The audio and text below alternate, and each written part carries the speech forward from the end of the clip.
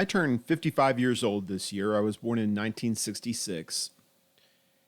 And that means that I grew up in the 1970s and 1980s.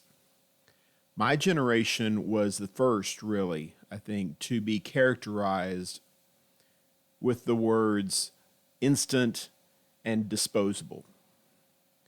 These words became ubiquitous in my childhood and have not become any less so in my adulthood.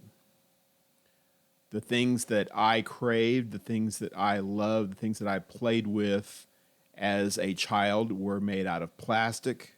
They broke easily. They were supposed to break easily. If they didn't break, then you couldn't buy anything new. Planned obsolescence was a thing long before iPhones. You have to have something new all the time. You have to have that buzz, that dopamine shot that you get when you acquire something brand new right now. Instant works the same way. Except instead of losing something, now you're gaining something. You have to get it right now. Whether it is your breakfast or whether it is your coffee. In recent generations, we have now instant relationships, instant millionaires, instant everything, instant success stories. That's the way we want it. We don't want to wait for anything. We certainly don't want to work for anything. We want it right now, right now, right now. And it is an indication of the worldliness of our society that we fall victim to this. We crave the instant rush. We crave the disposable nature of things because we are consumed with what we have, and maybe even more so what we don't have, and the acquisition of the same. I'm going to refer you to Luke chapter 12 here for a few moments today, and look at a text that is oftentimes used with reference to future planning, but I'm going to use it exactly the opposite, which I think is maybe a little bit closer to the point that Jesus is trying to make. In Luke chapter 12, starting in verse number 16, then he told them a parable. A rich man's land was very productive. He thought to himself, what should I do? Since I don't have anywhere to store my crops, I will do this, he said. I'll tear down my barns and build bigger ones, and store all my grain and my goods there. Then I'll say to myself, you have many goods stored up for many years. Take it easy, eat, drink, and enjoy yourself. But God said to him, you fool, this very night your life is demanded of you, and the things you have prepared, whose will they be? That's how it is with the one who stores up treasure for himself and is not rich toward God. There are a multitude of lessons that we can take from this, but what I want to focus on here for a few minutes today is this obsession with securing not your future, but your present. I don't think that the connection here is with the idea, for instance, in James chapter 4, where the one is faulted who says, come now, we're going to go to this place and be there for a year and buy and sell and make a profit, and you don't know what is going to happen tomorrow. That person is putting too much stock in his ability to control the future. What we have here in Luke chapter 12 is a man who, for practical purposes, has already secured his future. I don't think the point is that he is trying to make it so that his future is absolutely secured.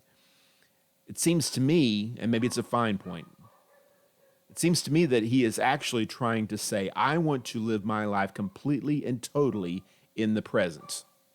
I don't want to live concerned about the future, thinking about the future, planning for the future. I want to live right now, right now, right now. And it's important for us to note here that that is not the way God wants us to live. God wants us to trust in him for our daily bread. Going all the way back to Deuteronomy chapter 9 and the manna in the wilderness that God gave the people there so that they would know that man does not live by bread alone, but everything that comes from the mouth of God. We are supposed to trust that God has us, that we seek his kingdom first and believe that all things necessary are going to be added to us, that we store up treasure in heaven, as Jesus alludes to even in this passage, instead of storing up treasures on the earth. We need to put ourselves in a position where we can have confidence in God's care for us, to believe that we're living for something more than simply a lifetime of pleasure, a lifetime of contentment. But our society is doing everything in its power to convince us of exactly the opposite. Our society is emphasizing every moment of every day on every television show, every movie, every book and novel and whatnot, constantly the idea of living your life right now, whatever you can get for yourself right now. And this has ramifications in virtually every aspect of our culture. A culture which, by the way, has drifted away from God. And that is an important point for us to emphasize. The more we trust in God, the more we live for heaven, the less confidence we put in this life, the less interest we have in this life. And so therefore, how we feel in the moment is secondary at best. Our concern is pleasing God. Our concern is trying to learn what is pleasing to the Lord. Ephesians 5 verse 10 tells us there. If you leave that out, if you de-emphasize spiritual matters in day-to-day living, and by the way, I'm not just talking about atheists here, I'm talking about Christians.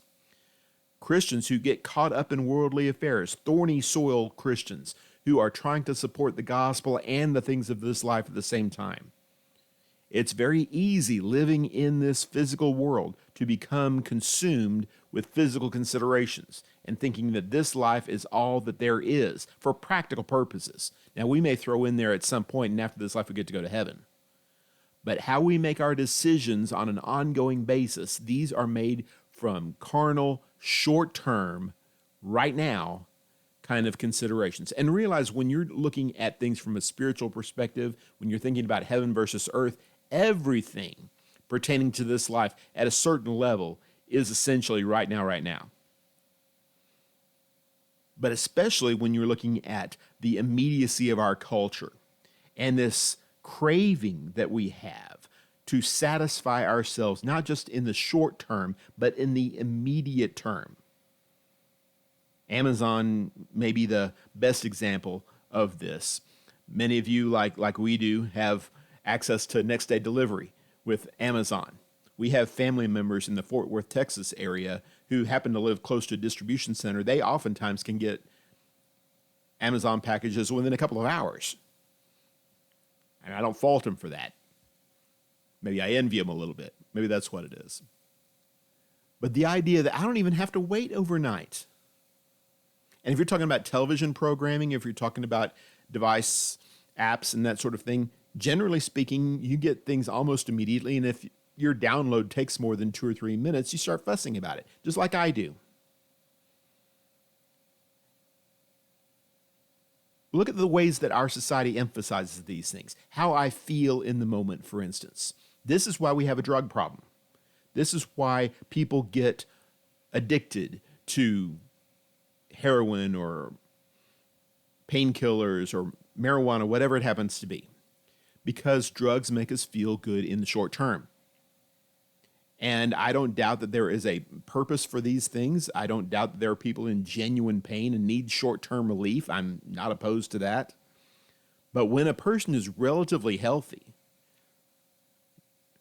has their life more or less in order, but they need a buzz right now, whether it's from drugs or alcohol or whatever it happens to be, that's an indication that we are not willing to live in anything other than a perfect state right now. The entertainment that we focus on.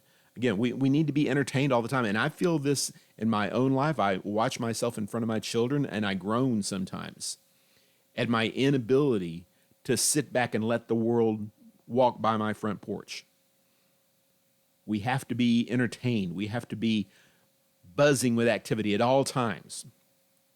It's not uncommon at all for the Hammond's family of 4 to be sitting around a TV and there are 5 entertainment things going on at one time.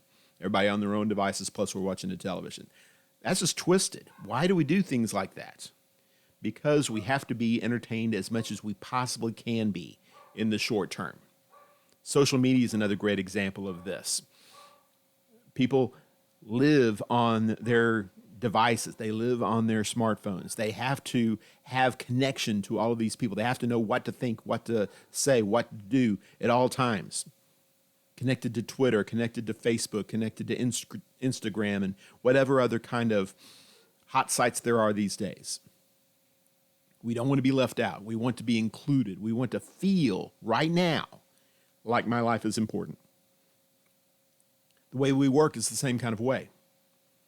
How many times do we hear millennials have the reputation for this, but it's not just millennials. I think our entire society is eaten up with this right now, where if things are not going well for us in our chosen endeavor, we quit. We quit our job, quit our marriage, quit our children, whatever it happens. This is not what I want right now, and so I'll quit. It's too hard for me. It takes too long. Important things oftentimes, in fact, typically, take a great deal of time. They take a great deal of effort. We don't want to put that effort in. We would rather have shallow things right now than invest ourselves and perhaps get something better. The planning that we were talking about from Luke chapter 12, this comes into play as well. If we don't have any real, long-term, serious, locked-in-stone kind of standards, if instead we're just following our nose, we're just flying by the seat of our pants, whatever kind of decision seems like the right thing in the moment, that's what we're going to do because it feels good right now, because it seems good right now. How many times we find ourselves picking sides in some kind of national news event? This is the good guy, this is the bad guy. Before really any information comes out at all, we pass quick and immediate judgment because this seems like where I need to be and I have to be on one side or the other right now. There's no insight. There's no investigation. There's no thought because that takes time. That takes effort. And we have trained ourselves not to do those kind of things. This is the result of living a worldly lifestyle. This is the result of separating yourself from eternal considerations, from long-term considerations, from spiritual considerations. People out there in the world, and the Bible alludes to this also. If you don't believe in heaven and hell, if you don't believe in judgment to come, then there's a certain rationale in the whole eat, drink, and be merry kind of philosophy. But we think differently. We believe in heaven. We believe in spiritual things, or at least we say we do. What kind of excuse do we have for ourselves if we are living the same kind of carnal life, the same kind of short-term life, the same kind of impulse-driven life that our faithless friends in the world are living? When we pursue this course of action, we will see in ourselves the same thing that we see and that we decry in them. We see shallow relationships, no real friendships, weak marriages, failing marriages, separations between parents and children, between generations. We see poor self-esteem because we know how inadequate our life is. We know how weak and shallow the things that we are choosing to engage in are. And we have this general sense that our life is out of place. We see rampant depression, and that goes back to the drug thing. I don't feel good right now. Instead of treating the actual disease, which is displacement, pointlessness, aimlessness, instead we treat the symptoms. I want to feel good, and so give me a pill. Best case scenario, we wind up just kind of floating around with worthless lives, pointless lives, aimless lives, never achieving any real potential and despising ourselves for it. That is tragic, especially in consideration that Jesus offers us something completely different and completely superior. And it's not complicated. I call it simple but not easy. It couldn't be simpler. Just do what God tells you to do. Prioritize like Jesus asks us to prioritize. It's simple. It's not easy. Not in this sinful world that we're living in. You're going to get all of the encouragement there is to go in exactly the opposite direction. But if you will choose to invest in the Spirit, if you will choose to separate yourselves from the right now kind of way of thinking, you can find a richer, deeper, better life in this life that will almost certainly be more satisfactory for you here and now. if only because you know that your life has a purpose, you know your life has a direction, you know that you are heaven bound after this life is over. And the implications for after this life, of course, speak for themselves. Philippians chapter 4, starting in verse number 7. Well, you can go back even earlier than that. But verse number 7 is the one that we oftentimes read. The peace of God, which surpasses all understanding, will guard your hearts and minds in Christ Jesus. This comfort, this sense of purpose, of belonging, of satisfaction, contentment, this comes in knowing that your life is in place. This is how we can rejoice in the Lord always. Again, I say rejoice, verse number 4. This is how, if we can find a way to emphasize what is true, honorable, just, pure, lovely, commendable, having moral excellence, these praiseworthy things that he talks about here, we can dwell in that place. If that can be our emphasis, if we can do what we've learned and received and heard from the Apostle Paul and the other gospel writers and from Jesus Christ himself, the God of peace will be with you. What an amazing thing that is. And going all the way down to verse number 13, finding that contentment in everything because we are in Jesus Christ. And we know that Jesus Christ can give us that contentment, not in such a way necessarily as to remove our problems and make us happy and giddy right now, because that's not the plan, but rather to give us the sense of joy and satisfaction that knows that our life is in place, that we are doing what we were born to do. What an amazing difference that makes for us. And in the meantime, we put our shoulder to the wheel. We put our nose to the grindstone. And we determine whatever we have to do in the short term, whether you mean the short term being a day's work or a year's work or a lifetime's work, whatever it happens to be, that we find in front of us that is honorable, that serves mankind, that serves our family. We give our all to that task. Ecclesiastes 5, verse number 18 through 20 talks about how this commitment to work is a satisfactory way to go. This is what Adam and Eve were told to do in the garden from the very beginning, and this is what we are told to do now. Give ourselves to satisfactory, not necessarily wealth creating or world changing, but rather teaching us what it means to serve, teaching us what it means to be responsible, to provide for ourselves and provide for others. And even more so, finding that work ethic in the spiritual vein. Working while the day still remains, Jesus says in John chapter 9, verse 4. The night comes when no man can work. Jesus saw that for himself, and he sees that for us also, that we have opportunity, as time still remains, for us to commit ourselves to spiritual things and to accomplish his work while we labor in our particular corner of the vineyard that we share in Jesus Christ. Don't just satisfy yourself with what we sometimes call planning for the future, which is to say, if an earthquake comes, we have homeowners insurance. And if financial ruin comes, I have gold bullion stashed under my mattress, or whatever it happens to be that you're doing to plan for your future. That's not good enough. Don't just put measures in place so that if such and such happens, you're going to be okay, you're going to be protected, or at least you may very well be protected. Go a step beyond that. Don't just plan for your future, plan your future.